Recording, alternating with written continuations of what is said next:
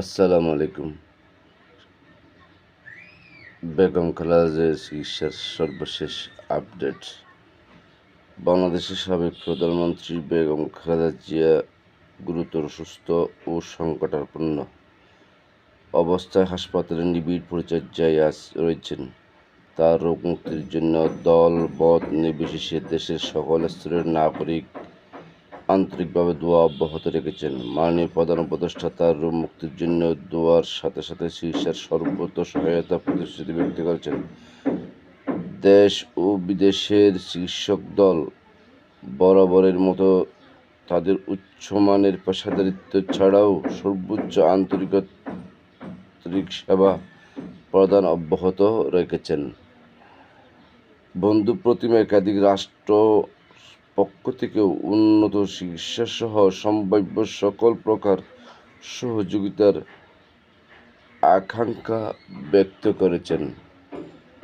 সর্বজন শ্রদ্ধেয় বেগম খালেদা জিয়ার প্রতি সকলের আন্তরিক দোয়া ও ভালোবাসা প্রদর্শন করাই জিয়া পরিবারের পক্ষ থেকে সকলের প্রতি আন্তরিক ধন্যবাদ ও গভীর কৃতজ্ঞতা জ্ঞাপন করছি। একই সাথে বেগম খালেদা জিয়ার আশু রোগ মুক্তির জন্য সকলের প্রতি দোয়া অব্যাহত রাখার জন্য ঐকান্তিক অনুরোধ জানাচ্ছি। এই সংকটকালে মায়ের স্নেহ স্পর্শ পাবার তীব্র আকাঙ্ক্ষা যে কোনো সন্তানের মতো আমারও রয়েছে, কিন্তু অন্য আর সকলের মতো একটা বাস্তবায়নের ক্ষেত্রে আমার একক সিদ্ধান্ত গ্রহণের সুযোগ অবারিত বা একক নিয়ন্ত্রণাধীন নয়। স্পর্শকাতর এই বিষয়টি বিস্তারিত বর্ণনার অবকাশ সীমিত।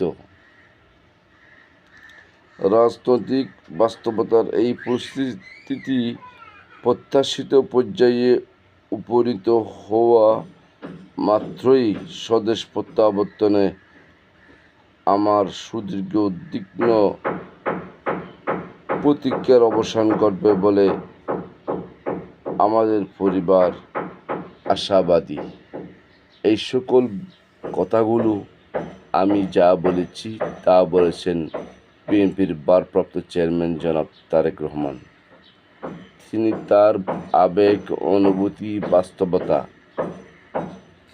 এ স্বল্প লেখার মধ্যে তিনি বর্ণনা করেছেন। আল্লাহ তাআলা আমাদের সকল সমস্যা সহজ করে দিন, আমিন। আসসালামু